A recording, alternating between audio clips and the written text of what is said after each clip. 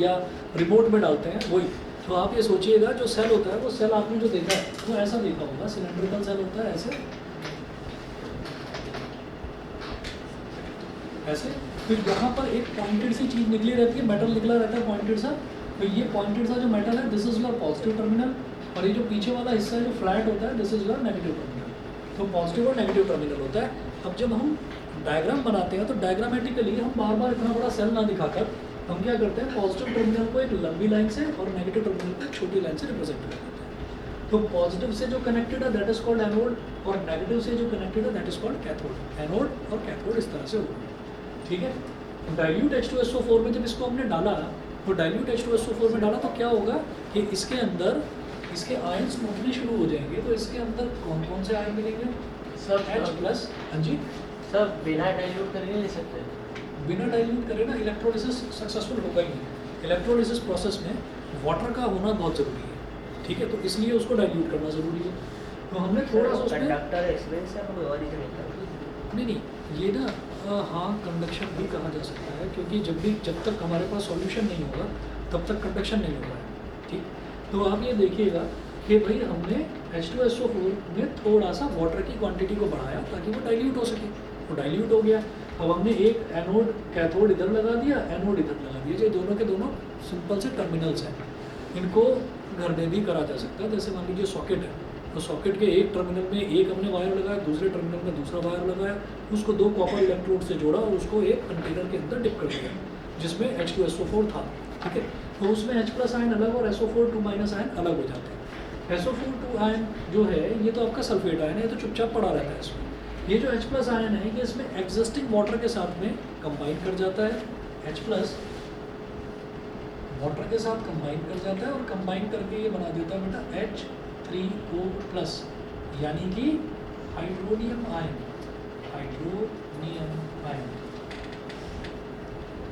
Hydronium ion बना देता है, ठीक है। चलिए जी, इसके बाद अब जरा थोड़ा सा एक छोटा सा एक्सपेरिमेंट है, वो एक्सपेरिमेंट आपको बताता हूँ क्या है। जो टॉपिक है पेज नंबर 13 पर, ये है all the compounds containing hydrogen are not acids. जितने भी कंपाउंड्स हैं, मोबाइल फोन है फॉरवर्ड कर दो सर, 13 कर दिया, अच्छा कर दिया। पेज नंबर 13 पर, पेज नंबर 13 पर all the compounds containing hydrogen are not acids. तो हमने ये देखा कि जितने भी एसिड्स हैं उनमें तो हाइड्रोजन होगा, ये तो पक्का है। लेकिन क्या जितने कंपाउंड्स हैं जिनमें हाइड्रोजन है क्या वो सारे एसिड्स होंगे? ठीक है, ये मतलब मैं तुम्हारा दोस्त हूँ वो तो ठीक है, मैं तुम्हें दोस्त मानता हूँ, तुम मुझे दोस्त मानते हो या नहीं? नहीं, ठीक है।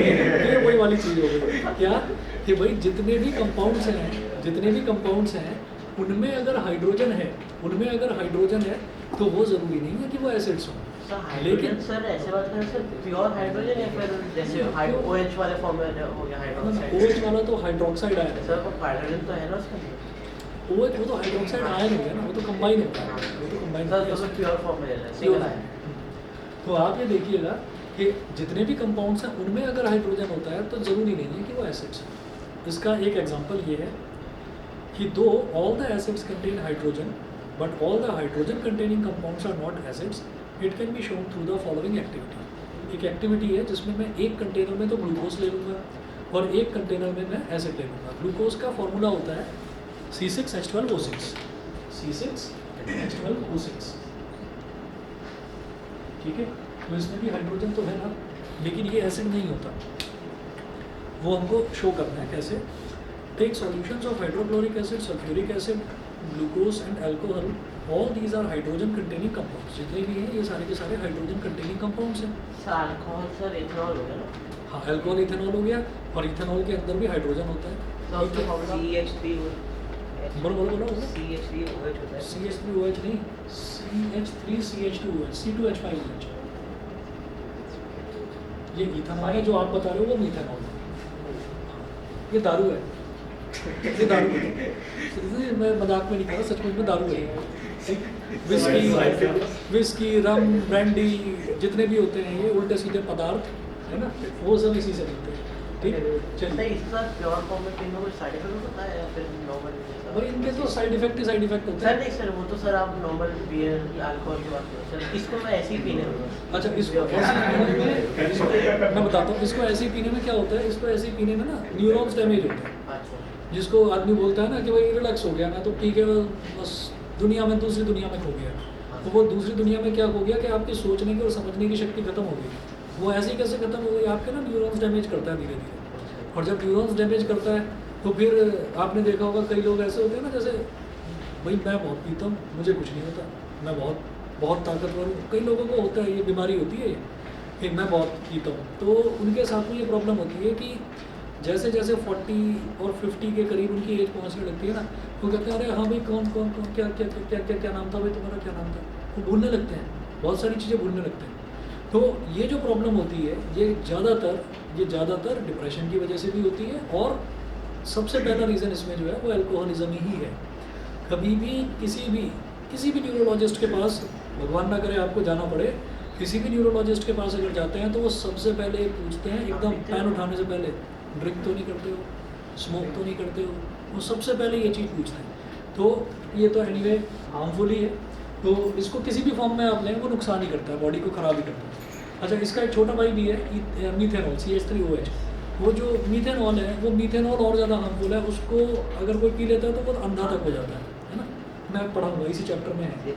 सर वो सर आई के अंदर होना चाहिए ना। वो जो ऑप्टिक नर्व है उसको डैमेज ऑप्टिक करता नर्व है, ऑप्टिक नर्व को डैमेज करता है। अब जो भी है चलिए, छोटा भाई मैं इस सेंस में कह रहा था कि यहाँ पर कार्बन के दो एटम्स हैं, हाइड्रोजन के 5 हैं और OH तो आएगा ही आएगा। और जो ये CH3OH है ना, इसमें हाइड्रोजन के 3 एटम्स हैं और कार्बन का 1 एटम है, इसलिए इसको छोटा भाई बोल दिया। हालांकि मतलब साइड इफेक्ट्स इसके बड़े हैं। Fix 2 iron nails on a rubber cork and place cork in a beaker as shown. Connect the nails to the 2 terminals of a 6-volt battery through a switch and bulb. ठीक है, ये जो कहानी पूरी लिखी हुई है इसको मैं 2 डायग्राम्स के थ्रू समझाता हूँ फटाफट। ठीक है, जैसे सेम बात कर रहे हैं जो भी आपने डायग्राम बनाया। मैं बताता हूँ आपको, बनाने की चाहे तो ज़रूरत नहीं है, देख लेना है क्योंकि ये एक एक्सपेरिमेंट है जस्ट टू शो कि जितने भी कंपाउंड्स हैं जिनमें हाइड्रोजन होता है ज़रूरी नहीं है कि वो एसिड्स हों। तो हमने क्या करा, यहाँ पर देखिएगा एक कंटेनर इधर ले लिया और इस कंटेनर के अंदर हमने क्या करा, डाइल्यूट हाइड्रोक्लोरिक एसिड का सॉल्यूशन डाल दिया।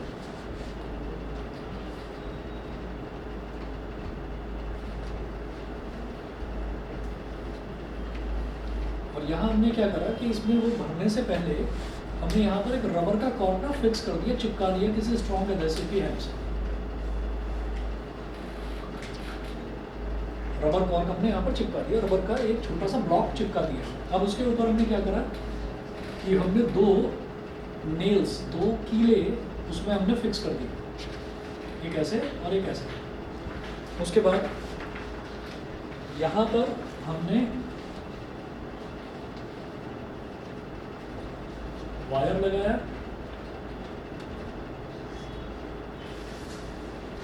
और ऐसे ब्रैकेट बनाकर ना और बीच में एक डॉट लगा देते हैं, दिस इज स्विच। ये स्विच होता है कि बैटरी को मतलब आपको सर्किट को ऑन करना है या ऑफ करना है, तो उसके लिए स्विच का सिंबल होता है। तो 6 पे सर स्विच अलग तरीके हाँ, से 6 पे अलग बनाया था। क्या सर 6 पे सर अलग था अलग तरीके से switch। ऐसा तो नहीं था ऐसा? यस सर ऐसे। हाँ, ये एनालॉग स्विच होता है, डिजिटल स्विच होता है, दोनों में अंतर है, डिटेल में करेंगे इलेक्ट्रिसिटी वाले चैप्टर में। एनालॉग और डिजिटल में अंतर समझते हैं नहीं? Yes sir. एनालॉग जैसे आपकी नॉर्मल घड़ी है जिसमें सुइयाँ होती हैं, Yes, ये है ना, ये। और जिसमें डिजिट दिखाई देते हैं, दैट इज डिजिटल। तो ये डिजिटल स्विच है।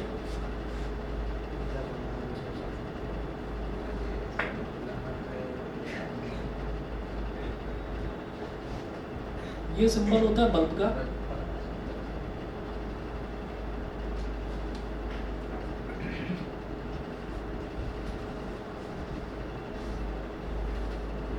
ये बैटरी है। तो सेल को सर एक पेड़ से शो करता है ना। और 2 हो, 3 हो, 4 हो, मतलब एक से ज़्यादा कितने भी हो उसको बैटरी बोल देते हैं। लेकिन कॉमनली ऐसे ही लोग ना बैटरी को ही सेल बोल देते हैं, कि डिपेंड करता है। वो ये कह रहा है कि भाई सेल जो है ना, जैसे ये एक पॉजिटिव टर्मिनल एक नेगेटिव टर्मिनल, इसको तो कहा जाता है सेल। और अगर एक से ज़्यादा पेयर होते हैं ना सेल्स के, तो उसको बैटरी कहा जाता है। ठीक, फिलहाल आप बस इतना सिंपल मान लीजिए, क्योंकि इलेक्ट्रिसिटी में ये सारी चीज़ें हमको करनी है डिटेल में।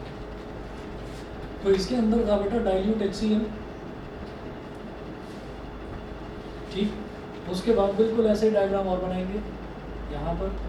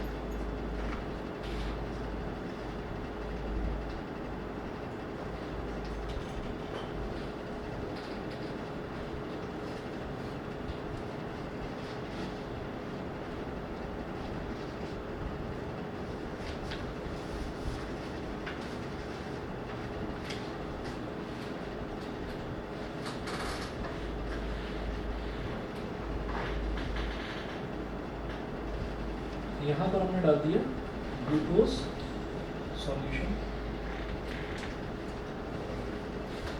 Glucose solution. तो दोनों ही केसेस में हमने ये देखा कि यहाँ पर जो डाइल्यूट HCl है, डाइल्यूट HCl में जो बल्ब है वो ग्लो करने लगता है। ठीक, अच्छा, और आप ये देखिएगा कि जब ये बैटरी यहाँ पर हमने डाली, अब आप ये देखिए हमें ना एक एसिड की प्रॉपर्टी ये पता है कि acid solutions conduct electricity, they are good conductors of electricity, जो एसिड सॉल्यूशंस होते हैं। ठीक, तो अब क्या है कि ये एसिड का सॉल्यूशन है यहाँ पर डाइल्यूट HCl। तो मैंने क्या करा, मैंने ये बैटरी यहाँ पर कनेक्ट करी, इसमें से पॉजिटिव टर्मिनल में से एक वायर निकला और जाकर इस नेल में टकरा गया। ठीक है, अच्छा, उसके बाद मैंने कहा कि नेगेटिव टर्मिनल गया इस बल्ब में, और फिर बल्ब से एक वायर आया, वो इस दूसरी नेल पर टकरा गया। अब मानो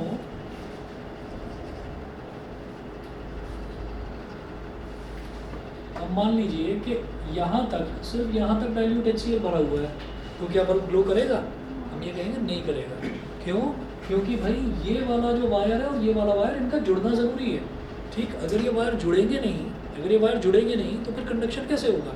आपने कहा कि दो वायर्स हैं और दो वायर्स को बल्ब से आपने कनेक्ट कर रखा है, एक तरफ वो इलेक्ट्रिसिटी से कनेक्टेड है या किसी बैटरी से कनेक्टेड है, आपने बीच में से उस वायर को काट दिया, तो भाई जब वायर से वायर जुड़ेगा नहीं तो बल्ब कैसे चलेगा? चलेगा ही नहीं।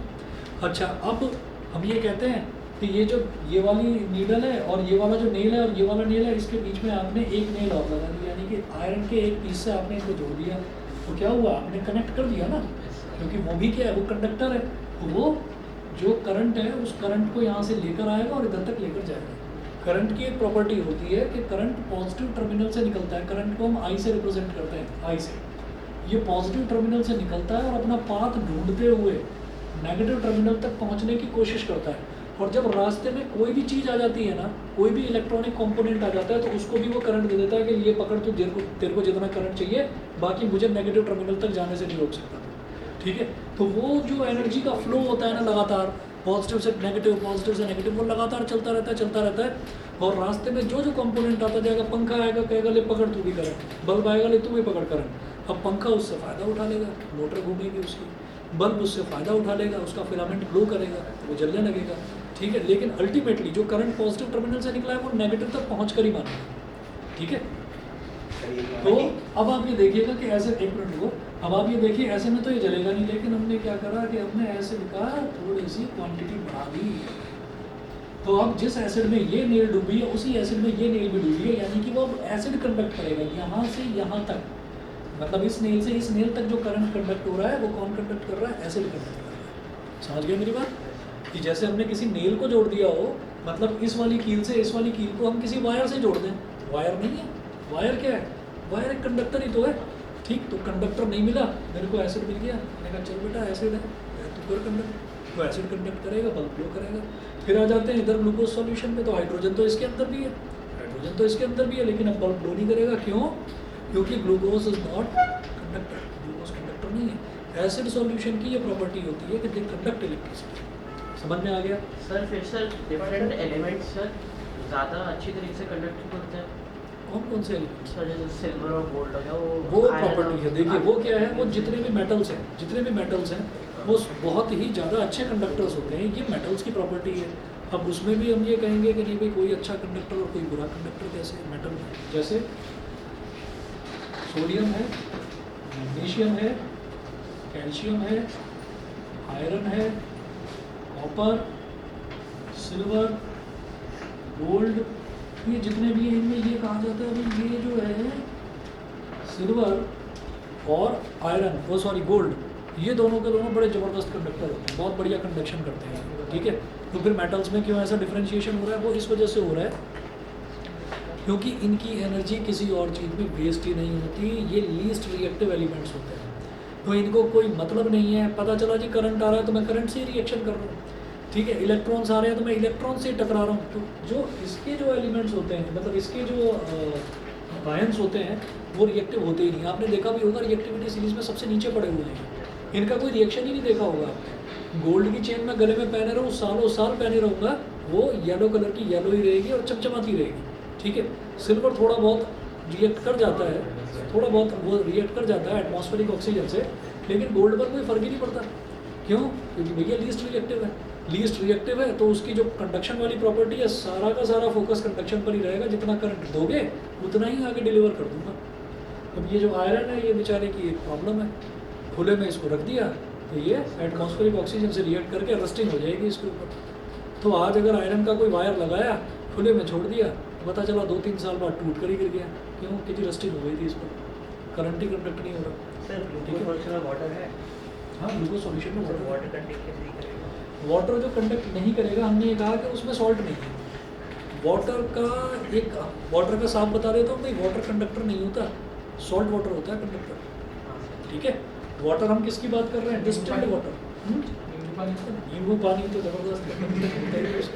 ठीक है, तो जो वाटर है, सिर्फ वाटर जो है, तो सिर्फ अगर हम वाटर की बात करते हैं ना, फॉर्मूला H2O, तो भाई उसके अंदर किसी भी तरीके का कोई सॉल्ट नहीं है, वो सिर्फ प्योर वाटर है।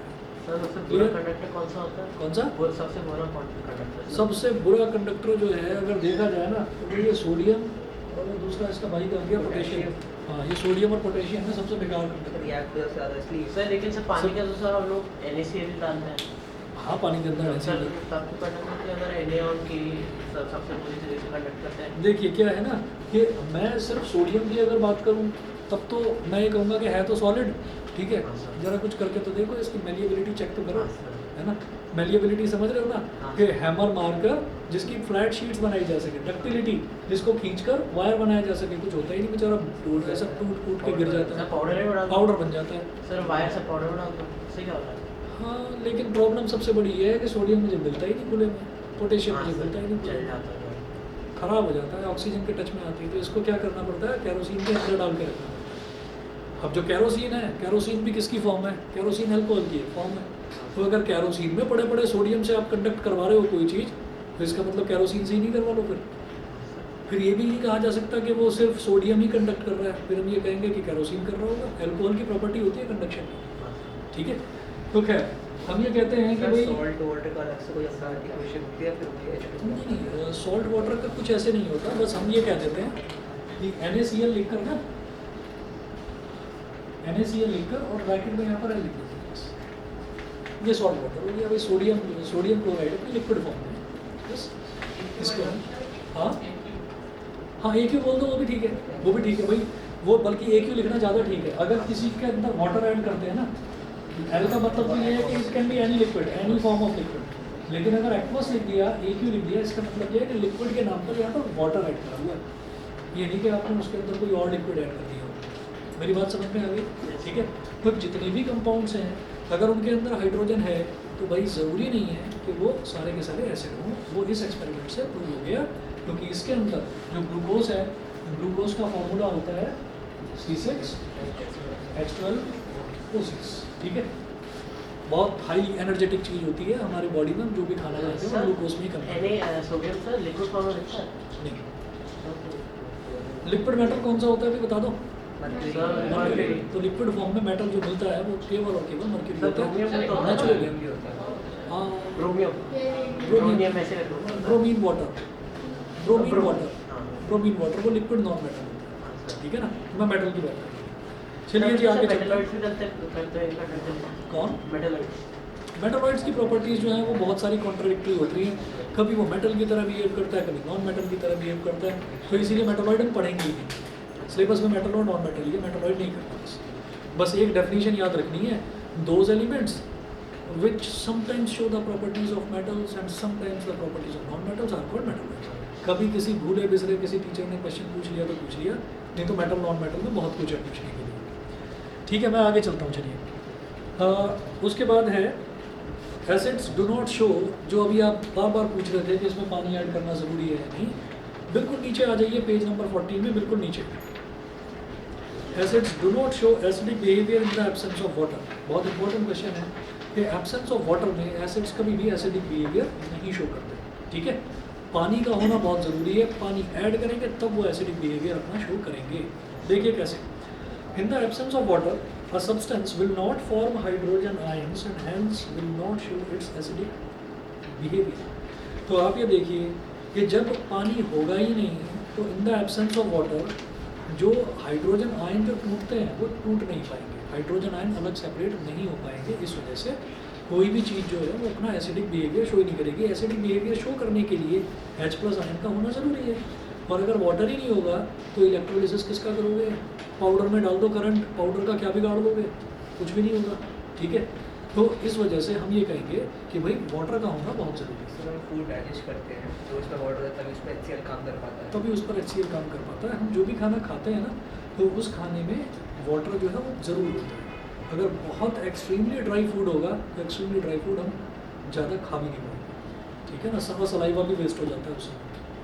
आपने कई बार नोटिस करा होगा, कोई ड्राई सब्जी बनी है तो आप कहते होंगे दही चाहिए मेरे को इसके साथ, है ना? नहीं तो बहुत ज़्यादा सूखा सूखा सा मुँह हो जाता है, खा भी नहीं पाते। तो सारा सलाइवा उसमें जो है वो कंज्यूम होने लगता है।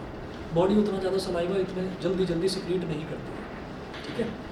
चलिए जी, अब इसका ना एक एग्जांपल है, वो देखिएगा पेज नंबर 15 पर 3 टेस्ट ट्यूब दे रखी है, ठीक है? मैं ये टेस्ट ट्यूब बना देता हूँ और आप समझ जाना क्या है। देख सकते हैं पेपर देखिए। अरे वो वापस ये नहीं इसके फिर तो प्रॉब्लम नहीं हुई। मेरा तो सही भी है। देखिए यहाँ पर हमने क्या करा कि पहले तो एक टेस्ट ट्यूब ली ऐसे,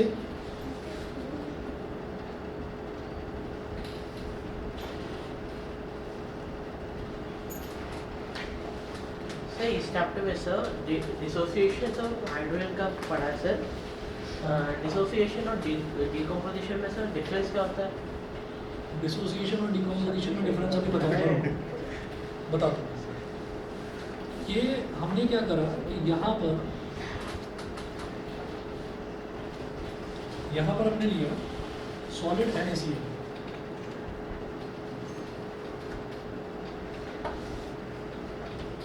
सॉलिड NaCl वही टाटा नमक लिखा, थोड़ा सा डाल दिया इसमें, और इसके अंदर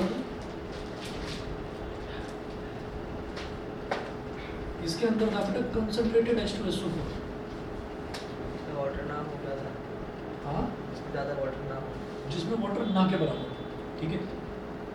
कंसंट्रेटेड H2SO4 हमने यहाँ पर इसका ड्रॉप करना शुरू किया।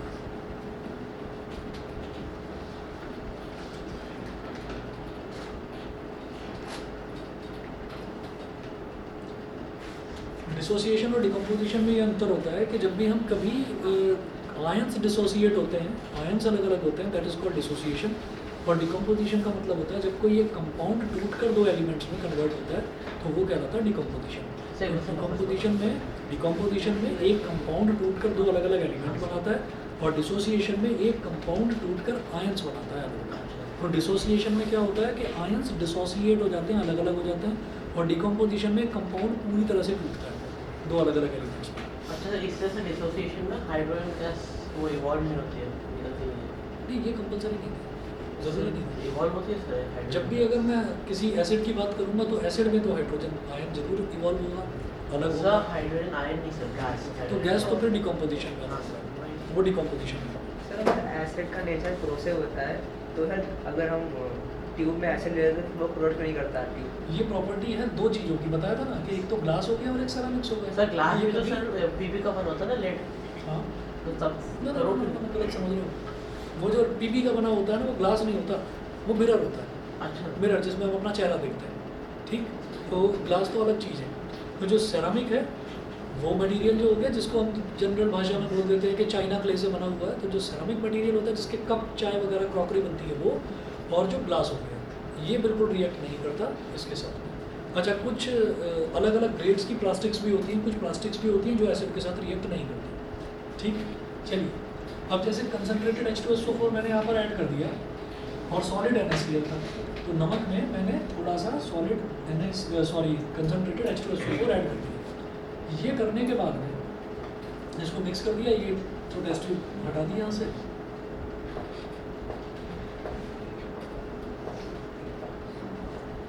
अगले स्टेप में हम क्या करते हैं कि यहाँ पर एक रबर का कॉर्क लगा देते हैं इस वाली टेस्ट ट्यूब में, कि कहीं से भी एयर बाहर ना निकल पाए, और यहाँ पर थोड़ा सा स्पेस छोड़ देते हैं।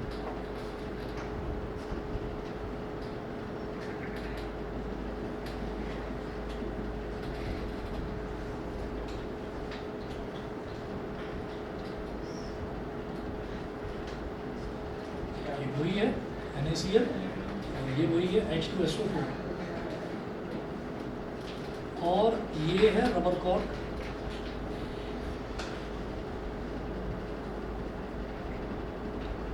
रबर कॉर्क ने पूरी टाइटली इसको बंद कर दिया कि इसके अंदर से किसी भी तरीके की गैस बाहर ना निकल पाए। हमने ये कहा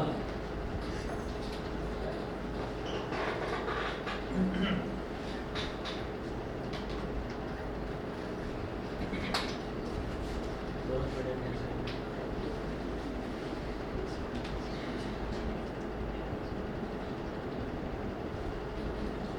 हमने जो एसिड्स की प्रॉपर्टी देखी थी उसमें क्या देखा था, एक तो हमने देखा था कि reaction of metal with acids, एक तो ये देखा था, ठीक।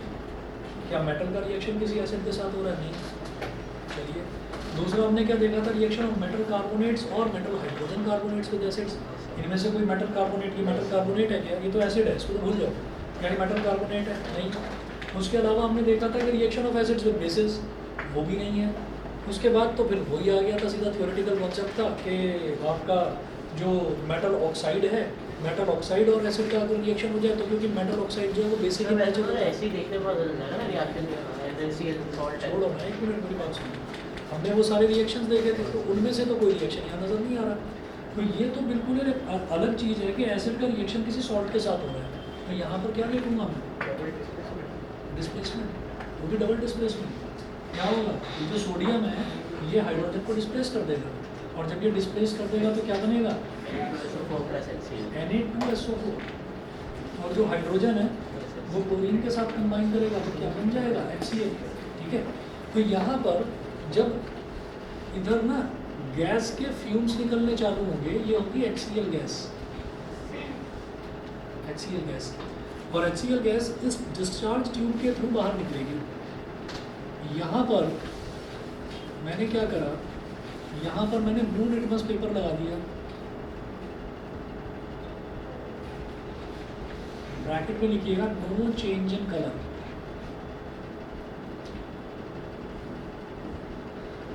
भाई इसके कलर में कोई चेंज ही नहीं हुआ। हमने ब्लू लिटमस पेपर लगा दिया तो ब्लू तो रेड हो जाना चाहिए था। जब HCl गैस यहाँ से निकल के इस पर टकराएगी तो ब्लू तो रेड हो जाना चाहिए था, नहीं हुआ।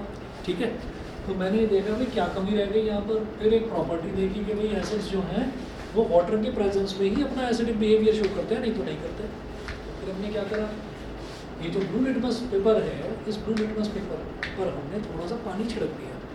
ठीक है, थोड़ा सा इसको गीला कर दिया ताकि वाटर की प्रेजेंस आ जाए इस रिएक्शन में।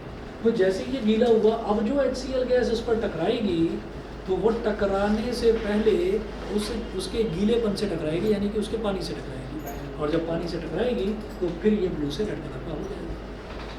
समझ गए? ठीक है, तो ये हो गया। क्या टाइम हो गया क्या? Yes, sir. अच्छा ठीक है। चलिए जी, बाकी स्ट्रॉन्ग एसिड्स वीक एसिड्स बाद में करते हैं। सही सर, जो HCl सर लिटमस पे जाता है तो फिर क्लोरीन कर देगा। कौन सा?